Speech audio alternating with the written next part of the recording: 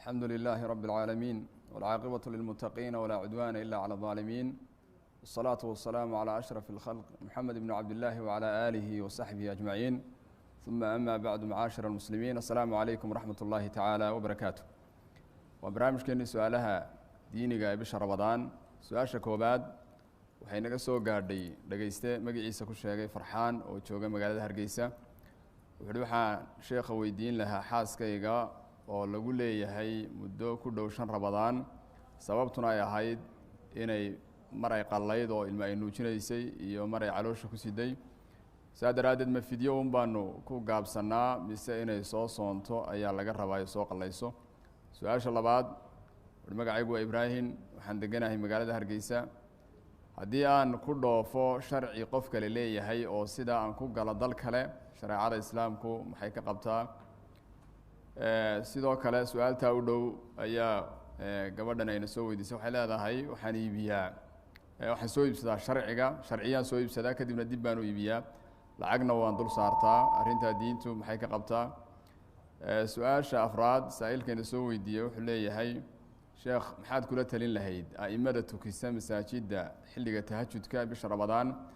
oo isticmaala sameecada aad u waaweyn oo laga yaabo inay dad guryaha jooga ku dhimutaan ama masaajidadu mararka qaar tashwiish ay isku furaan arintaas maxaad talo u soo jeedin lahayd su'aasha shanaad waxay tiri waa hooyo Soomaaliyeed oo haysata dhowr caruura haddii caruurta mid ka mid ah duruufo gaar ah haysta awgii aan lacag gaar ah siiyo arintaas ma keenaysaa cadaalad darraan caruurta uu sameeyay su'aasha lixaad dhageystaha soo qoray wuxuu leeyahay waxaan qaataa dawooyin aan sanka iyo dhagaha u isticmaalo arintaasi soonkayga miya wax u dhimaysaa su'aasha toddobaad waxaan waday buu yidhi salaado hore oo dhaafay baan qallayn jiray muddo 40 cisho markaan marinayo baa xidhiidhintii iga kala go'day marka ma dib baan u soo bilaabaa mise in la xidhiidhiyaa shardi maaha su'aasha ugu dambaysa ee sideedaad wuxuu leeyahay saailkayna soo weydiiyey dadka qaarkood ayaa salaada markay sii galayaan waa ragga ayaa waxay laalaabtaan buuri surwaalka hadhow salaada markay ka baxaana way sii daayaan arintaas sharcigu muxuu ka yiri ku soo dhawshay maxamed alxamdulilaahi wa kafa wasalaatu wasalaamu calaa cibaadihi aladiina istafa amaa bacd marka ruuxa dumarka ee uurka leh ama shaqsiinaysa Ramadaan soo gasho mar walba macnaheedu ma aha inay afurto laakiin waa marka iyadii ilmuhu ku dib mudanaya haddii aan iyadii ilmuhu ku dib mudan way soomaysaa taan loo gaado way mararka qaarkood baa waxa dhacda uurkiiyo soontu aanay isdiideyn shakhsiintiyo soonku aanay isdiideyn marka haddii aanay dib ku qabin iyadii ilmuhu ma afurayso way soomaysaa hadday se ku dhib qabaan way iska afuri sida raajixayna waa inay soo qalaynayso qowlka sheegaya in raashin la bixiyo daliil mala waa daciif taa intaasaynu ku dhaafno sidaad u karta u soo qalleen ramadaanadii lagugu lahaa labada su-aalood ee isku xigaa waxay sheegayaan sharci aana lahayn baa ku dhoofa iyo sharciyaan ka iibiyaa dad kale baasabooro foojarigan ka shaqeeya labada midna xalaal maaha sababo badan daraaddeed marka hore waa been iyo qish waman qashanaa falaysa mina waxaa qishka la idhaana uu diiday nebigu calayhi salaatu wasalaam marka labaad wadamo gaalaad baa dadka lagu geeyaa waddan gaalaadna inaad tagto adigoo sababtii aad ku tegi lahayd haynine sharciga ahayd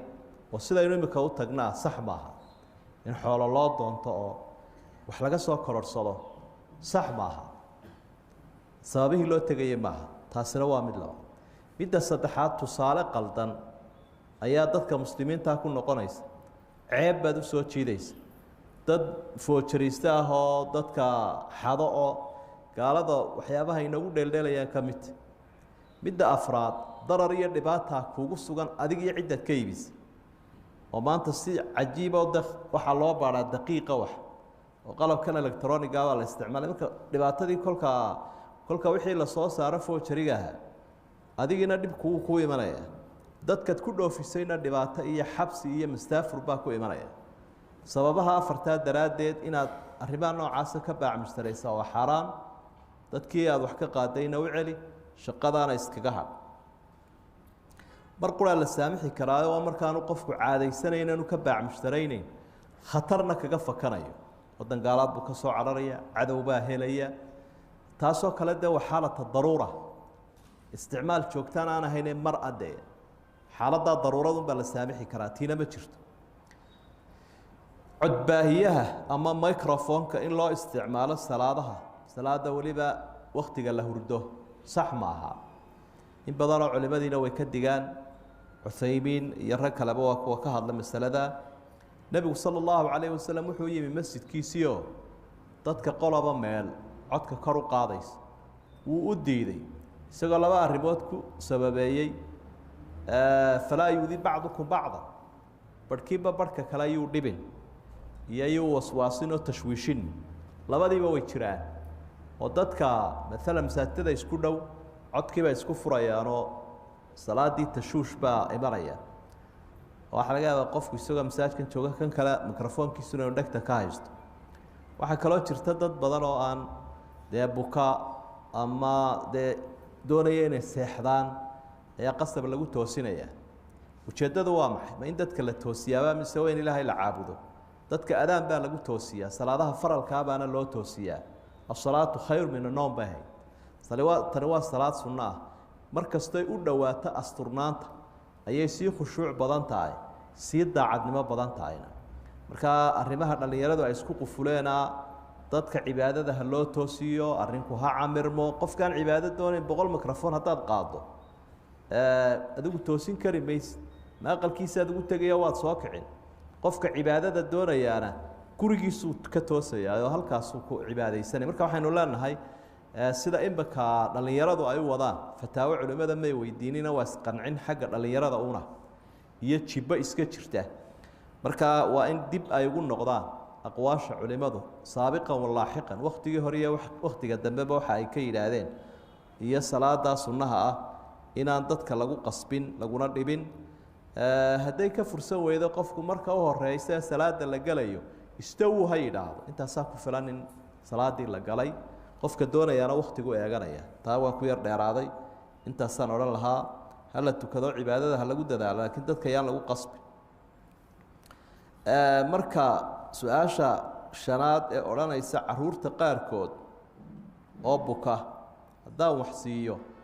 ama daawo ama dhakhtar miyay noqonaysaa cadaalad daro maya cadaaladdu waxa weeye icdaau kulli dii xaqin xaqa walaysat musaawaa qof walba in xaqiisa la siiyo marka macnaheedu maaha dadka in la simo simidii cadaaladda hore aynu uga soo hadalnay inay meelaha qaarkood iska waafaqayaan meelana kala duwan yihin labada qofe isku midka ah marka la simo waa cadaalad labada kala duwan in la simaa cadaaladii maaha maalan kani wuu caafimaad qabaa kana wuu bukaa kani wuu weyn yahay kani wuu yaryahay kani waxbuu baranaya kani wuu iska fadhiyaa ma sinna labadii qof simidooduna cadaalad maaha marka hadday wada caafimaad qabaan ama wada cudursan yihin waa la simi laakiin hadduu kani caafimaad qabo kanina buko sidee loo simi waxay keenaysaa in qofkan xaqiisii la siiyo oo la daaweeyo oo dhakhtar la geeyo oo wixii u baahan yahay la siiyo ka weyni waxbuu u baahan yahay ka yarina waxbuu u baahan yahay mid walba wixiisaa la siin su-aasha lixaada odhanaysa dawada qofka soomane uu ku shubayo indhaha dhagaha sanka soonkii miyay jebinaysa ma jebinayso laakiin waxa shardiya marka uu sanka ku shubo wixii ka afka ku soo dhaco waa inuu tufaa ila waynu ogno markuu sankii ku shubo halkan dalqadu ka soo noqonaya marna wuu tufi karaa marna wuu liqayaa marka wixii aad sanka ku shubtay haddaad liqdo wuu kaa jebinaya waxaa jebinayaa ma aha sanku shubidda waa liqidda ilaa way isu daloolaan sankii iyo afki soo maha marka haddii aad tufto waxba ku yeel soonkii yeeli mayso haddaad liqdo laakiin waa dawadaasi way jebinaysaa soomkii su-aasha dhegta iyo ishu iyagu maaha manfadan maftuuxan meesha qofka markuu wax iskaga shubo soom ka jabayaa waxa weeye meesha furan ee daloosha meel furan oon toos u daloolin baa jira sida ishoo kale waa furantay laakiin dee toos uma daloosho meelii quwa muxiila ay ku jirtay raashinka bedelaysay marka waxba yeeli maayaan kuwaas qalle horaa laygu lahaayo salaada salaadihii markii aan muddo waday safar baa iga soo dhex galay waan joojiyey qalihii intii hore miyay buraysa maya qofka muslimka ahi wixii camal uu soo qabto kaydku u yaallaa hal shay unbaa burin karaa ilaahay baynu ka magan galna gaalnimo hadduu ridoobuu gaaloobo wixiisii hore way burayaan lain ashragta layaxbadanna camaluk ilaahay buu caayay diinta islaamkuu ka baxay riddaa la yidhaahdaayo waata aayadda ilaahay uu ku sheegay haddii aad shirki iyo gaalnimo samaysa camalkaaguu buraya laakiin wixii kaloo dhan kaydkiisii weli halkiibuu u yaallaa kaama burina sii wad su-aasha u dambaysa sideedaadee odhanaysa markuu qofku salaada gelayo ninka ahi dadka qaarkood weeye ayaa waxaa dhacday inuu surwaalkii laabo kadib markuu masaajid ka baxana sii daysto maxay tahay taas waa arrin qalada sax ma aha waxaa la yidhaahda isbaalku waa ragga oo kuraamaha dhaafiya marada surwaal qamiis macawis mid kasta ahaado waa xaaraan axaadiid tobaneeye ku dhow buu nebigu ku diiday sala allahu calayhi wasalam ama salaada ku jir ama ka baxsanow mar walba waa xaaraan isbaalku salaadana wuxuu kusii dhib leeyahay dee adigoo caasi aad cibaado gudanaysa ajrigeedii baa yaraanaya waxaa laga yaabaa dareen noocaasa inay uga jeedaan marka dabaddana caasi iska haw markan masaajidkana salaada dhexdeedii bal caasinimada iska daa labadaa midab iyo labadaa shaksiyadood islaamku ma yaqaaneen qofka muslimkaa waxa waajib ku ah wixii nebigiisuu diiday inuu iska daayo wallahu aclam ilaahay subxaana watacaala sheekha barakeeyo waxaynu u gudbi doonaa qeybtii labaad waxaynu ku bilaabi doonaa nin walaalkeena oo dhagaha naafa ka ah iyo macallinkiisii wada socda macallinkiisaa weydiin doona sheekha kadibna jawaabta marka la gaadhana isagaa u turjumi doona kusoo dhowaadaan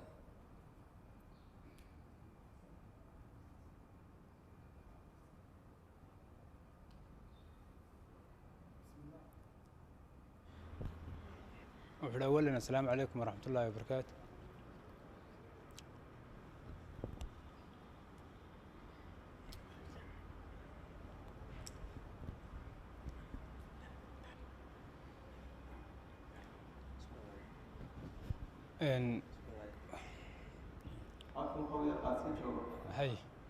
wuxuu yidhi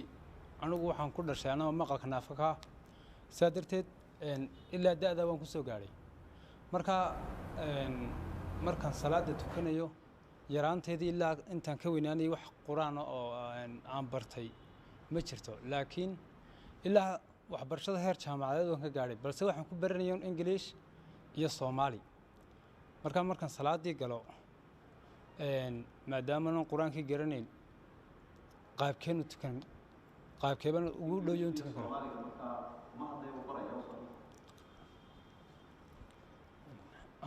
wuxuu idhi waa qoraalu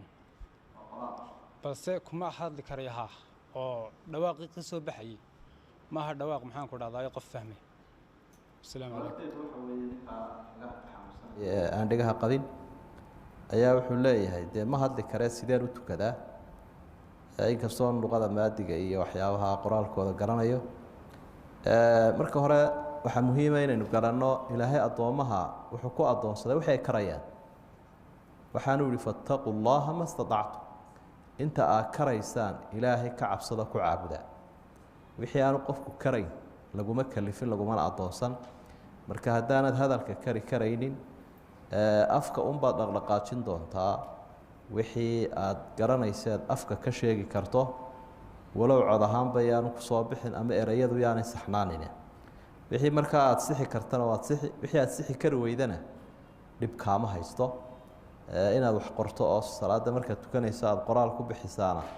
waxba waajib maaha marka afka intaad karta dhaqdhaqaaji wixii aad sixi karta ereyadana sax wixii aad sixi kari weydana dhib kaama haysto culimadana talqiin weydiiso oo bal inay ku yaro akhriyaan faatixada iyo ataxiyaadka iyo inay ku yaro baraan si aad ereyada qaarkood haddaad sixi karta aada u tidhaahdo intaasunbaa ku saaran wax kale oo kalifi ma jiro cibaadadana hadaynina waad baasanta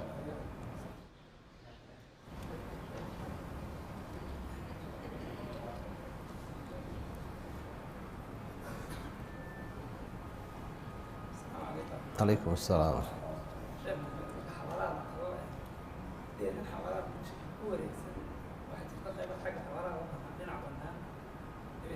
banaanaay wax lagu tukanaya iyadoo masaajidkii xabaalaha waxba u dhaxaynin xaggana waa xabaalihii waana xabaalaan baqiic deyrka ku wareegsan waxaa lagu tukanaya deyrka dhexdiisa xabaalihina waxba kama xigaan dadka su-aasha labaad salaaddii cadigeeda duhurka iyo casarkii salaadihii waajibka ahaa iyo dumarka oo imika aad ugu badan iguna aad u soo booqda labada su-aal salaada iyo xabaasha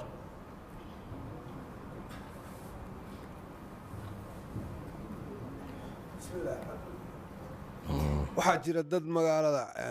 alaabooyin amaaha dadka amaahiya oo lacag dheeraada ku dara shayga 100 ka maraya magaalada sidoo kale 150 bay ku bixiyaan lacagtan haftay uga qaadaan marka lacagta dheeraadka keeda yaa haftada iyo arinteeda haa waaye taas ku dhaqso soo galaysa u dhaqsada ha